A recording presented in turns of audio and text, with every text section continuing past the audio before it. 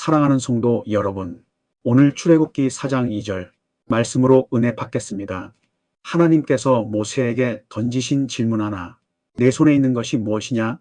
짧은 질문이지만 우리 인생 전체를 뒤흔드는 하나님의 음성입니다. 성도님들, 그런 경험 있으십니까? 기도는 하는데 응답이 보이지 않고 노력은 하지만 결실이 없을 때 마음속 깊은 곳에서 조용히 들려오는 하나님의 물음이 있습니다. 지금 내 손에 있는 것이 무엇이냐? 그 질문은 때로는 부담스럽게 느껴지지만 동시에 소망을 불러일으킵니다. 왜냐하면 하나님은 우리가 가진 것에 관심이 있으시기 때문입니다. 하나님은 우리가 없는 것을 탓하지 않으십니다. 오히려 우리가 이미 가진 것을 통해 일하기 원하십니다. 모세의 손에는 지팡이 하나가 있었습니다.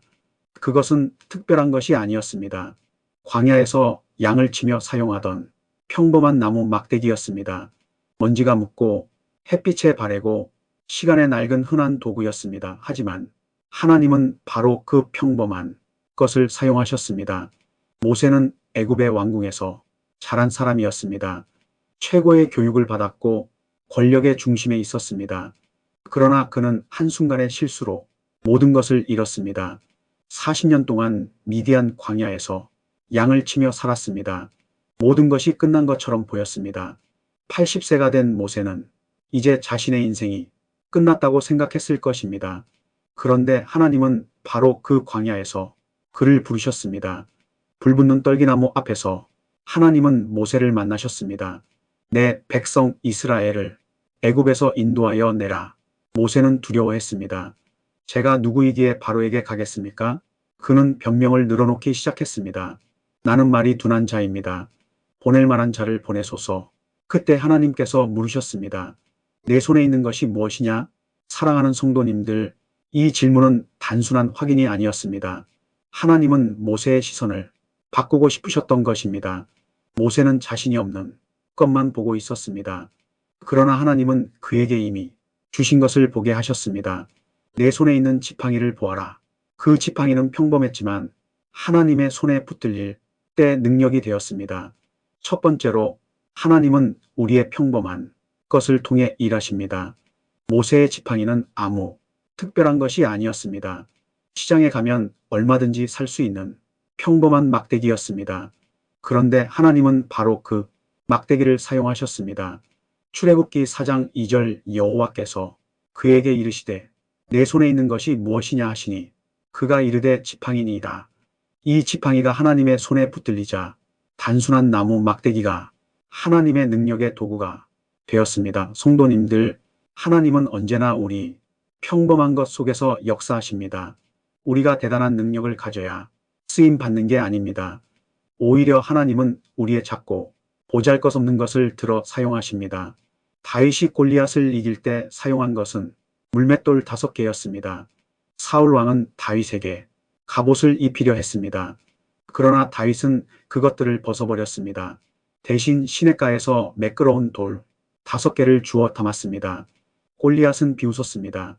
내가 개냐? 막대기를 가지고 내게 나아오느냐? 그러나 다윗은 대답했습니다.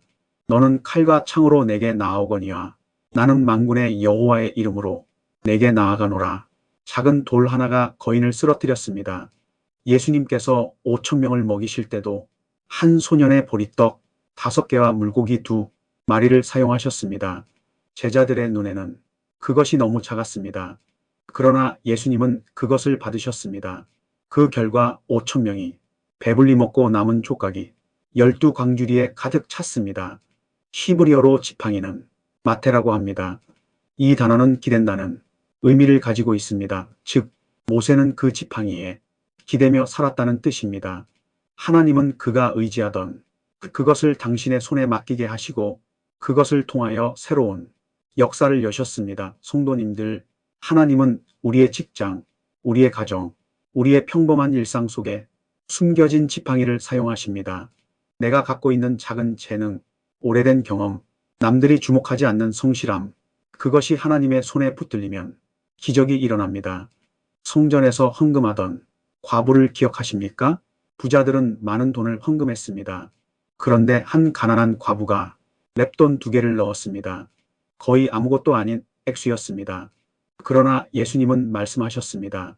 이 가난한 과부가 다른 모든 사람보다 많이 넣었다. 왜냐하면 그녀는 자기 모든 것을 드렸기 때문입니다. 하나님은 양이 아니라 마음을 보십니다.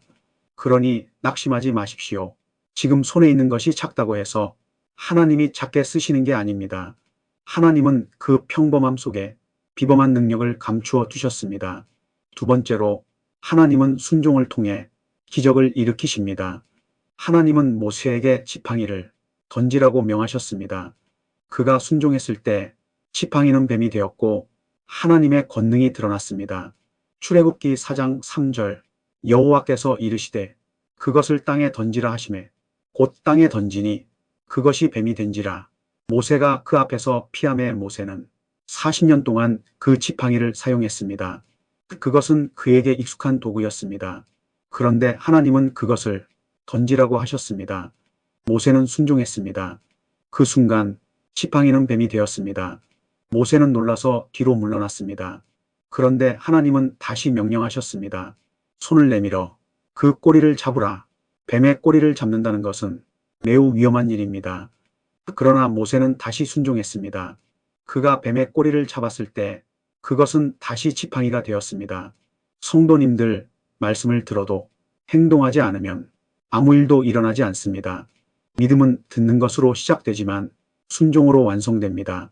하나님은 우리의 손에 있는 것을 사용하시지만 그것이 던져질 때 기적이 시작됩니다. 히브리어 원문에서 던지라는 단어는 샬라크입니다.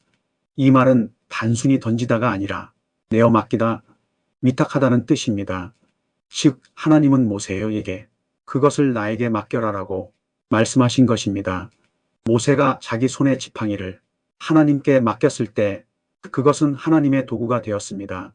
우리 인생도 같습니다. 하나님은 우리가 붙잡고 있는 것들을 내려놓기를 원하십니다. 우리의 자존심, 두려움, 계산, 그리고 실패의 기억까지 그것을 하나님께 맡길 때 그제야 하나님의 능력이 일하기 시작합니다. 성도님들, 순종은 이해보다 앞서야 합니다. 우리는 종종 모든 것을 이해하고 나서 순종하려고 합니다. 그러나 하나님은 우리가 완전히 이해할 때까지 기다리지 않으십니다. 그분은 우리가 한 걸음 순종하기를 원하십니다. 아브라함을 생각해 보십시오. 하나님이 그를 부르셨을 때 목적지를 말씀하지 않으셨습니다. 내가 내게 보여줄 땅으로 가라. 아브라함은 어디로 가는지도 모르고 순종했습니다. 그 순종이 믿음이 조상이 되는 길이었습니다. 2025년 오늘 순종은 여전히 하나님이 기적의 통로입니다. 모세가 지팡이를 던졌을 때 기적이 일어났듯 우리도 순종할 때 하나님의 일이 시작됩니다. 세 번째로, 하나님은 우리가 가진 것을 통해 세상을 구원하십니다. 하나님은 모세를 통해 이스라엘을 구원하셨습니다.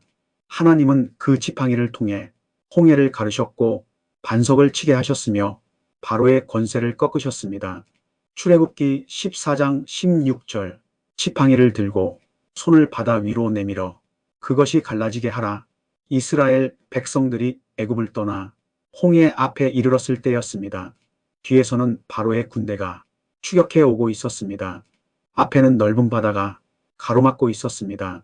백성들은 두려워하며 모세를 원망했습니다. 절체절명의 위기였습니다. 그때 하나님이 모세에게 말씀하셨습니다. 지팡이를 들어 바다 위로 내밀어라. 모세가 지팡이를 들었을 때 홍해가 갈라졌습니다. 물이 좌우로 갈라져 벽이 되었습니다. 이스라엘 백성들은 마른 땅으로 건너갔습니다. 이 모든 것이 한 사람의 손에 있던 지팡이를 통해 일어났습니다. 성도님들, 하나님은 지금도 당신이 백성을 구원하기 위해 우리를 부르고 계십니다. 하나님은 여전히 세상을 구원하기 위해 사람을 부르십니다. 하나님은 거창한 방법보다 헌신된 한 사람을 통해 역사하십니다. 그 한 사람의 손에 있는 작은 것이 하나님의 구원의 통로가 됩니다. 성도님들, 역사를 보십시오. 하나님은 언제나 소수를 통해 일하셨습니다. 노아 한 가족을 통해 인류를 보존하셨습니다. 아브라함 한 사람을 통해 믿음의 민족을 세우셨습니다.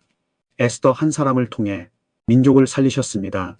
다윗 한 소년을 통해 골리앗을 무너뜨리셨습니다. 하나님은 지금도 한 사람을 찾고 계십니다. 2025년 한국 사회는 혼란과 불안 속에 있습니다. 경제의 어려움, 세대 간의 갈등, 관계의 단절, 많은 이들이 희망을 잃고 있습니다. 이럴 때 하나님은 교회를 통해, 믿음의 가족들을 통해 일하십니다. 성도님이 가진 작은 사랑, 작은 기도, 작은 헌신이 누군가의 인생을 살릴 수 있습니다. 작은 손길, 따뜻한 말 한마디, 진심 어린 용서, 그것이 하나님의 지팡이가 되어 세상을 변화시킵니다. 성도님들, 우리 주변을 보십시오. 누군가는 외로움에 지쳐 있습니다. 혼자 사는 노인들이 얼마나 많습니까? 누군가는 경제적 어려움에 눈물 흘리고 있습니다. 빚에 짓눌려 숨 쉬기도 힘든 가정들이 있습니다. 누군가는 관계의 상처로 마음의 문을 닫았습니다. 그들에게 필요한 것은 따뜻한 손길, 진심 어린 관심, 그리고 함께 있어주는 사랑입니다. 여러분의 손에 있는 작은 사랑이 그들을 살릴 수 있습니다. 한 통의 전화, 한 번의 방문, 한 끼의 식사, 그것이 누군가에게는 생명줄이 될 수 있습니다. 성도님 한 사람의 손을 통해 하나님은 여전히 구원의 일을 하십니다. 그러니 절대 자신을 과소평가하지 마십시오. 나 하나쯤이야 라고 생각하지 마십시오. 하나님은 바로 그 하나를 통해 세상을 바꾸십니다. 네 번째로, 하나님은 당신의 능력을 우리의 약함 속에서 드러내십니다. 모세는 자신을 끊임없이 부족하다고 느꼈습니다. 하지만 하나님은 그의 약함을 통해 영광을 받으셨습니다. 고린도후서 12장 9절, 내 은혜가 내게 족하도다. 이는 내 능력이 약한 데서 온전하여짐이라. 성도님들, 우리는 자주 나는 준비되지 않았다고 말합니다. 그러나 하나님은 말씀하십니다. 내 손에 있는 것으로 충분하다. 그것이 비록 지팡이일지라도 하나님이 함께 하시면 능력이 됩니다. 모세는 스스로를 무능하다고 여겼습니다. 나는 입이 둔한 사람입니다. 하지만 하나님은 그의 약점을 문제 삼지 않으셨습니다. 왜냐하면 하나님은 완벽한 사람을 찾지 않으시기 때문입니다. 하나님은 순종하는 사람을 찾으십니다. 하나님은 우리의 능력을 요구하지 않으십니다. 오히려 우리의 연약함 속에서 그분의 능력을 나타내십니다. 성도님들, 하나님은 우리의 부족함을 부끄러워하지 않으십니다. 그분은 그 부족함을 통로로 삼으십니다. 우리가 깨졌을 때 그 틈으로 하나님의 빛이 스며듭니다. 우리가 약할 때 하나님의 능력이 더욱 분명히 드러납니다. 사도 바울도 같은 고백을 했습니다. 그에게는 육체의 가시가 있었습니다. 3번이나 하나님께 그것을 제거해 달라고 기도했습니다. 그러나 하나님은 제거하지 않으셨습니다. 대신 이렇게 말씀하셨습니다. 내 은혜가 내게 족하도다. 바울은 그 후에 이렇게 고백했습니다. 그러므로 내가 그리스도를 위하여 약한 것들을 기뻐하노라. 이는 내가 약한 그때의 강함이라. 이것이 역설입니다. 우리가 약할 때 강하다는 것, 우리가 부족할 때 채워진다는 것, 이것이 하나님 나라의 원리입니다. 사랑하는 성도님들, 혹시 지금 손에 아무것도 없는 것처럼 느껴지십니까? 혹시 자신이 너무 부족하다고 생각하십니까? 하나님은 이미 그 손에 당신의 계획을 쥐어주셨습니다. 그것을 믿음으로 붙잡으십시오. 하나님은 그 작은 손을 통해 큰 일을 행하실 것입니다. 하나님은 우리의 약점을 통해 강함을 만드십니다. 그분은 깨어진 그릇을 버리지 않으십니다. 오히려 그 틈으로 빛을 비추십니다. 하나님은 우리의 실패조차 사용하십니다. 모세의 실패가 새로운 시작이 되었듯 우리의 실패도 하나님의 손에서 은혜의 통로가 될 수 있습니다. 베드로는 예수님을 3번 부인했습니다. 그러나 예수님은 그를 버리지 않으셨습니다. 부활하신 후 베드로를 찾아가셨습니다. 네가 나를 사랑하느냐? 3번 물으시고 3번 회복시키셨습니다. 그 후 베드로는 오순절에 3,000명을 회개시키는 설교를 했습니다. 하나님은 실패한 자를 회복시키시고 그를 통해 더 큰 일을 이루십니다.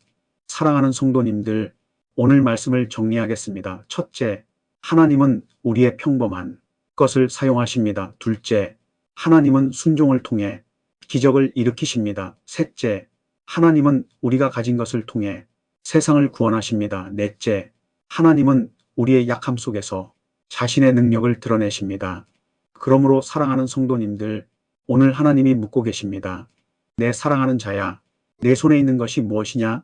그 질문 앞에 믿음으로 대답하시기 바랍니다. 주님, 제 손에 이 작은 지팡이 뿐이지만 주께 드립니다. 그 순간 하나님은 말씀하실 것입니다. 그것이면 충분하다. 이제 내가 함께하겠다. 사랑하는 성도님들, 이 말씀으로 오늘 하루가 다시 시작되기를 축복합니다. 하나님의 음성에 귀 기울이시고 손에 있는 것을 믿음으로 내어드리십시오. 그때 하나님은 여러분의 삶을 통하여 당신의 위대한 구원을 이루실 것입니다. 이제 우리의 손을 바라보십시오. 그 손은 평생 일해온 손이고 눈물로 기도해온 손이며 사랑을 베풀어온 손입니다. 하나님은 그 손을 귀히 여기십니다. 그 손을 통해 오늘도 당신의 구원의 역사를 이루십니다. 그러니 낙심하지 마십시오. 지금 손에 쥐고 있는 것이 작아 보여도 괜찮습니다. 하나님은 그것으로 충분하십니다. 하나님은 지금도 말씀하십니다. 내가 너와 함께하리라. 사랑하는 성도님들, 이 믿음으로 이번 한 주를 살아가시길 축복합니다. 하나님의 말씀을 듣는 귀가 열리고 그 말씀에 순종하는 삶이 되시길 간절히 기도드립니다. 주님의 은혜와 평강이 여러분의 가정과 일터와 모든 걸음 위에 가득하시길 축원합니다. 오늘 이후로 여러분의 손에 쥔 그 모든 것이 하나님의 능력의 도구가 되기를 소망합니다. 여러분의 작은 헌신이 하나님의 큰 일을 이루는 통로가 되기를 기도합니다. 사랑하는 성도님들, 하나님의 질문에 다시 귀 기울이십시오. 내 손에 있는 것이 무엇이냐? 그 물음 속에 이미 하나님의 계획이 담겨 있습니다. 주님의 은혜가 여러분의 손 위에 그리고 그 손을 통해 흘러가길 간절히 기도드립니다. 하나님, 오늘 이 말씀을 들은 모든 성도님들을 축복하여 주옵소서. 그들의 손에 있는 작은 것을 통해 큰 일을 이루어 주옵소서. 그들의 평범함을 통해 비범한 역사를 일으켜 주옵소서. 그들의 순종을 통해 기적을 베풀어 주옵소서. 그들의 약함을 통해 주님의 능력을 드러내 주옵소서. 이 모든 말씀 우리 주 예수님이 이름으로 기도합니다. 아멘.